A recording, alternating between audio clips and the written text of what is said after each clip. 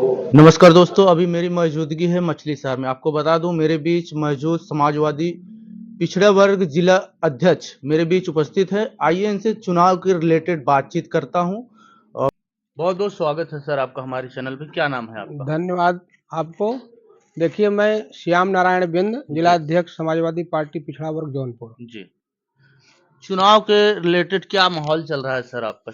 देखिए, समाजवादी पार्टी के राष्ट्रीय अध्यक्ष, पीडीए के महानायक माननीय श्री अखिलेश यादव जी ने कहा है जी कि 2027 में समाजवादी पार्टी की सरकार बनेगी जी तो जनसंख्या की जातिगत जनगणना करा करके सबको, जी पिछड़ी जातियों को, दलित समाज को और जिसकी जितनी संख्या होगी उस हिसाब से सबको भागीदारी मिलेगी, उनका हक और अधिकार दिया जाएगा। जी और भारतीय जनता पार्टी की सरकार में जितने भी पिछड़े समाज के नेता हैं, जी पिछड़े और दलित समाज का हक अधिकार छीना जा रहा है। जी कोई भी भारतीय जनता पार्टी का पिछड़े समाज का नेता और चाहे दलित समाज का नेता हो, अभी 69,000 शिक्षक भर्ती हुई। जी पिछड़े समाज का 14,500 बच्चे, जी जिसमें बेंद, मौर्य, पटेल, यादव के बच्चे, विश्वकर्मा, प्रजापति, इनके बच्चे अध्यापक होते, लेकिन भारतीय जनता पार्टी की सरकार ने पिछड़े समाज के बच्चों का हक अधिकार छीन लिया।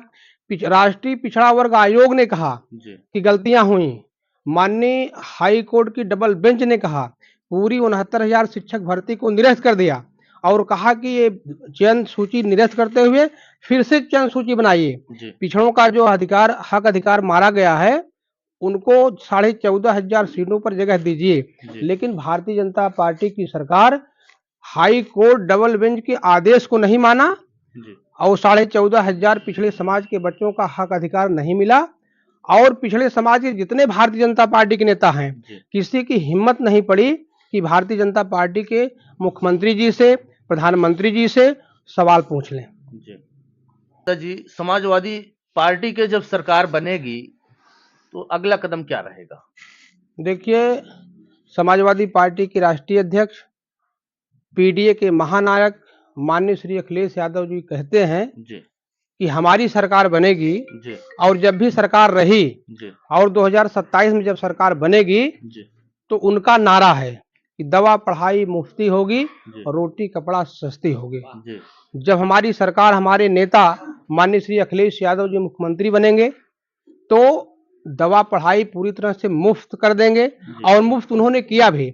अभी आप देख रहे होंगे सड़कों पर जो एम्बुलेंस टहल रहे हैं, अखिलेश यादव जी की सोच थी कि हमारी माँ, बहन, बेटी को जब प्रसव पीड़ा होती है तो रात के भयंकर जाड़े की रात में, आधी रात को अगर किसी माँ, बहन, बेटी को प्रसव पीड़ा है तो पड़ोस में अगर साइकिल, मोटरसाइकिल मांगने जाते हैं, तब भी पड़ोसी कहते हैं कि भाई साइकिल में पंचर है, मोटरसाइकिल में तेल नहीं है। अखिलेश यादव जी ने कहा कि 108 नंबर डायल करना, मोबाइल में पैसा नहीं रहेगा, फिर भी आधे घंटे 20 मिनट के अंदर एम्बुलेंस पहुंचेगी और आपके पेशेंट को अस्पताल पहुंचाने का काम करती है। ये अखिलेश यादव की देन है। सरकारी अस्पतालों में पढ़े लिखे एमबीबीएस डॉक्टर बैठे हैं, 1 रुपए की पर्ची बनती है और गरीब से गरीब आदमी अस्पताल में पढ़े लिखे डॉक्टर को दिखाता है। ये अखिलेश यादव जी की देन है। पूरे प्रदेश में किसानों के लिए, चाहे जिस जात बिरादरी के हों, नहर की सिंचाई मुफ्त है। ये अखिलेश यादव की देन है। जब समाजवादी पार्टी की सरकार थी, किसी किसान को, जैसे इस समय सिंचाई चल रही है, कोई किसान ठंडी के कारण मृत्यु हो गई, अटैक आ गया, तो अखिलेश यादव जी ने कहा कि ऐसे किसान जिनके पास 1 डिसमिल भी जमीन होगी, 5 लाख रुपए किसान बीमा देने का काम करते थे। जब अखिलेश यादव जी की सरकार थी तो बेटियों को पढ़ाई के लिए कन्या विद्याधन और बेरोजगारी भत्ता देने का काम करते थे।